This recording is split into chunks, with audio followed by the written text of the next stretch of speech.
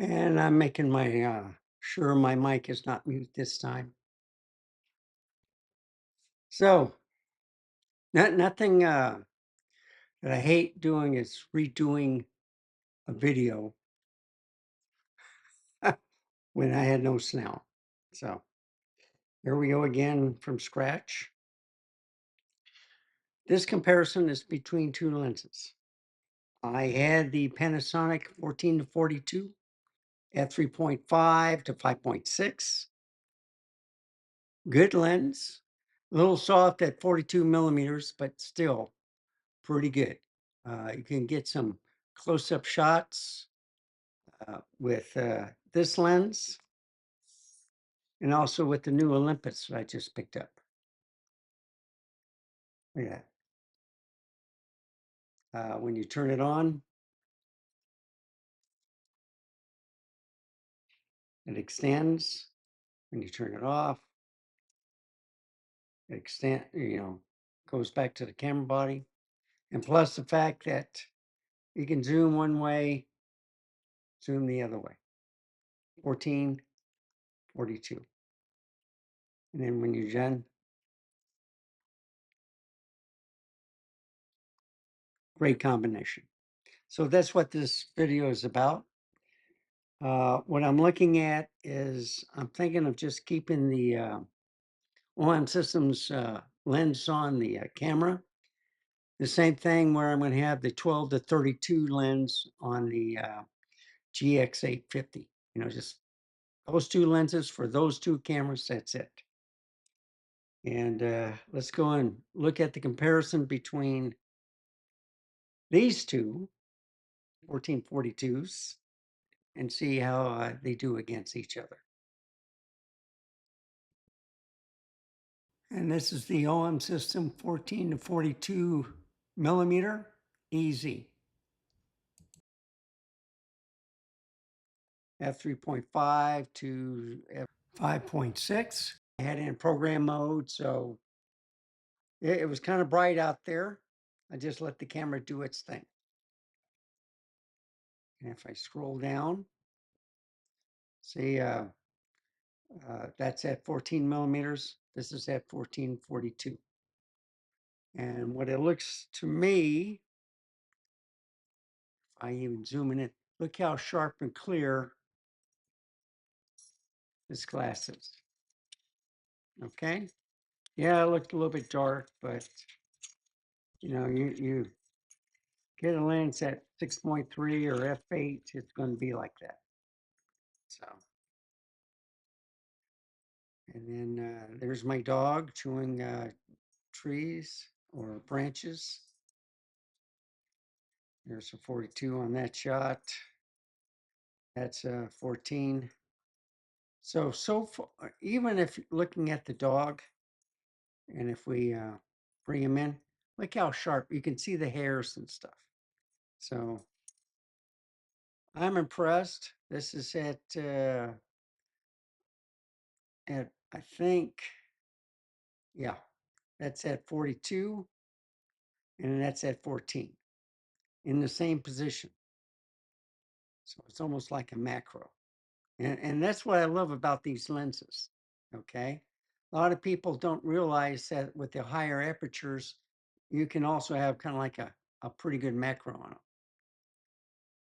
And same thing here. 14. And then I moved around to a 42.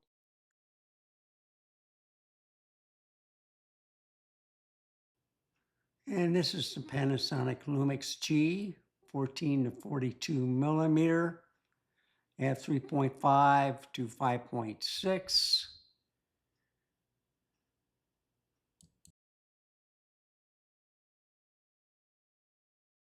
If you put in program mode or intelligent auto, I'll do other things, go beyond that. But here's my crepe myrtle.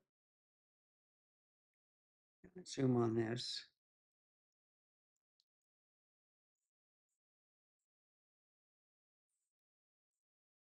What do you think? And I am going to do one more thing. I just want to make sure I was saying everything correctly. Yeah, 42.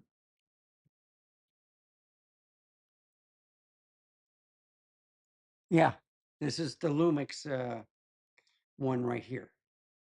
So with there wasn't a breeze, but I don't think it's as sharp as the other one. But let's look at a few more pictures. Now, at 14 millimeter wide, it's pretty good. I've heard at 42 millimeters, it's kind of soft. All right. So far it's proving it. But look at these clouds. It's supposed to rain sometime today.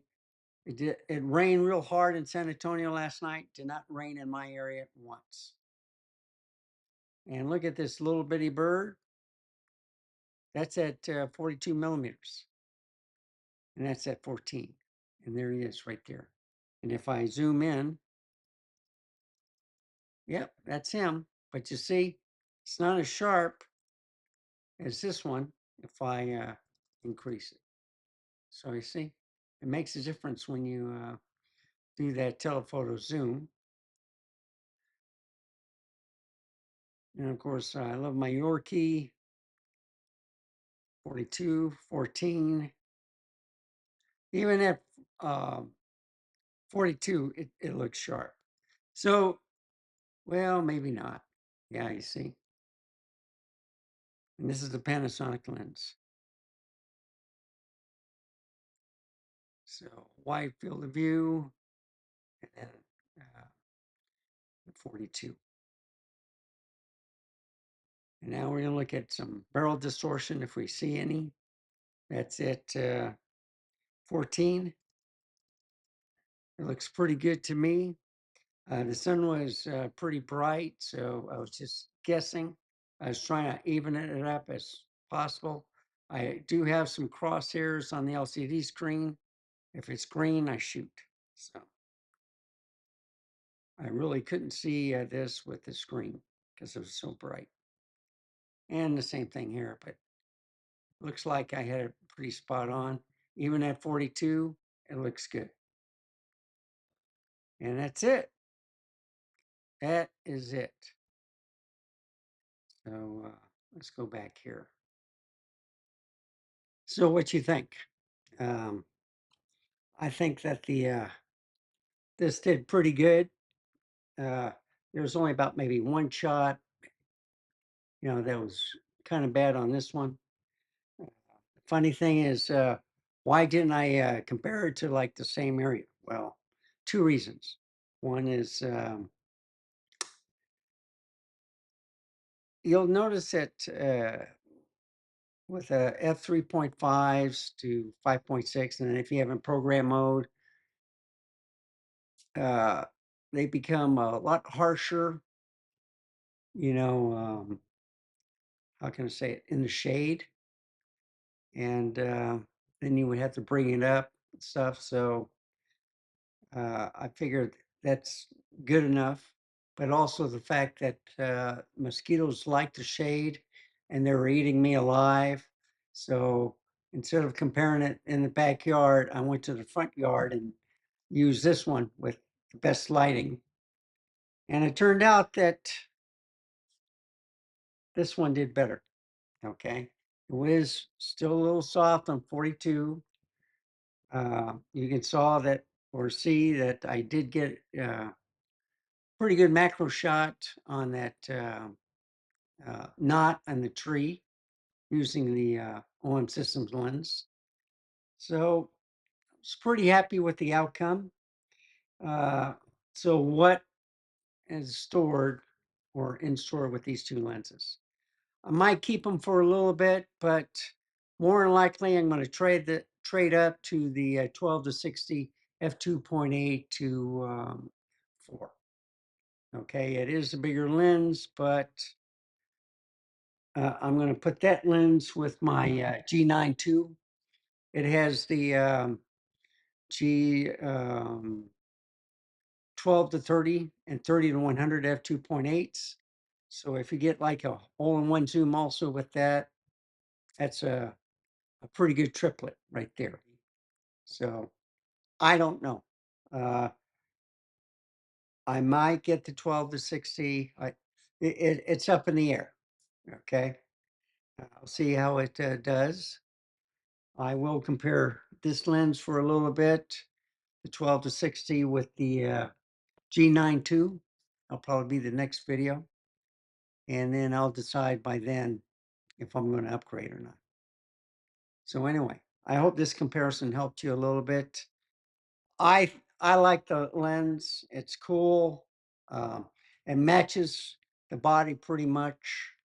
And just like with the GX850, I'm going to keep the 12 to 32 on there. And then I'm going to keep this on here, the 14 to 42.